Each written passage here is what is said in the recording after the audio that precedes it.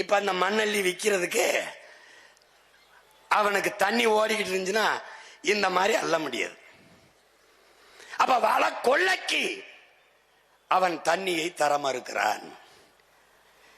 இன்னொன்னு என்ன பாரு, முப்போகம் விளைந்து கொண்டிருந்தால் என்னுடைய வேளாண் பெருங்குடி மக்கள், உழவர் குடிமக்கள் விளைநிலத்தை விட்டு வெளியேற மாட்டார்கள். விளைநிலத்தை விட்டு வெளியேறவில்லை என்றால் காவிரி படுகை முழுக்க இருக்கிற மீத்தேன், ஈத்தேன், ஹைட்ரோ கார்பன் என்ற அந்த எரிகாற்றை எடுக்க முடியாது. இந்த மீத்தேனுங்கிறது எப்படி உருவாகுது, இந்த ஹைட்ரோ கார்பன் இது எப்படி உருவாகுது?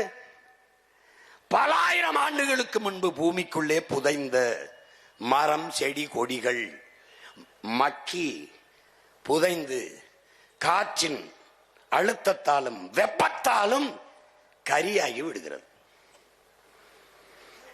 அந்த கரியாகுது, அதான் நிலக்கரி. உனக்கு தெரியும், நெய்வேலியில்.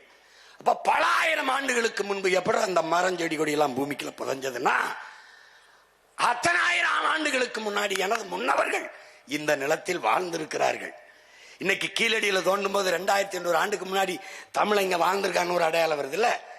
அப்படி பூமிக்குள் தோண்டும் போது என் முன்னவர்கள் வாழ்ந்த இடத்திலே புதைந்த மரம், செடி, கொடி எல்லாம் இன்னைக்கு மக்கி மக்கி கரியாகி நிக்குது. அந்த கரிக்கு வெடிப்பு இருக்கு. இந்த கறிக்கடையில வெடிப்புக்குள்ளே ஒரு காற்று இருக்கு. அந்த காற்று தான் இந்த மீத்தேன் எரிகாற்று, ஹைட்ரோ கார்பன் என்கிற இந்த உயிர் வலி எரிகாற்று. உனக்கு புரியுதுன்னு நினைக்கிறேன்.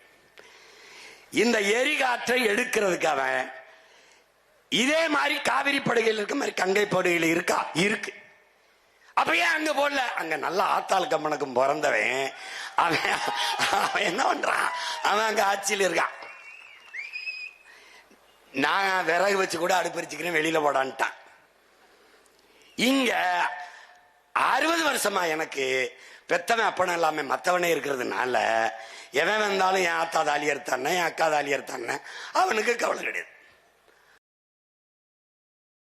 தண்ணீர் மாநாட்டில் பேசிய நாம் தமிழர் கட்சியின் தலைமை ஒருங்கிணைப்பாளர் சீமான், இந்த மண்ணை அள்ளி விற்கணும்னா இந்த மாதிரி தண்ணி ஓடிக்கிட்டு இருந்தா முடியாது. அப்ப வளக்கொள்ளைக்கு அவன் தண்ணியை தர மறுக்கிறான். முப்போகம் விளைந்திருந்தால் என்னுடைய வேளாண் பெருங்குடி மக்கள், உழவர் குடிமக்கள் விளைநிலத்தை விட்டு வெளியேற மாட்டார்கள். விளைநிலத்தை விட்டு வெளியேறவில்லை என்றால் காவிரி படுகை முழுக்க இருக்கிற மீத்தேன், ஈத்தேன், ஹைட்ரோ கார்பன் என்ற அந்த எரிகாற்றை எடுக்க முடியாது. இந்த மீத்தேன் எப்படி உருவாகிறது? இந்த ஹைட்ரோ கார்பன் எப்படி உருவாகிறது? பல்லாயிரம் ஆண்டுகளுக்கு முன்பு பூமிக்குள்ள புதைந்த மரம், செடி, கொடிகள் மக்கி புதைந்து காற்றின் அழுத்தத்தாலும் வெப்பத்தாலும் கரியாகி விடுகிறது. பல்லாயிரம் ஆண்டுகளுக்கு முன்னாடி இந்த மரம், செடி, கொடி எல்லாம் பூமிக்குள்ள புதைஞ்சதுன்னா அத்தனை ஆயிரம் ஆண்டுகளுக்கு முன்னாடி எங்கள் முன்னவர்கள் இந்த நிலத்துல வாழ்ந்திருக்காங்க.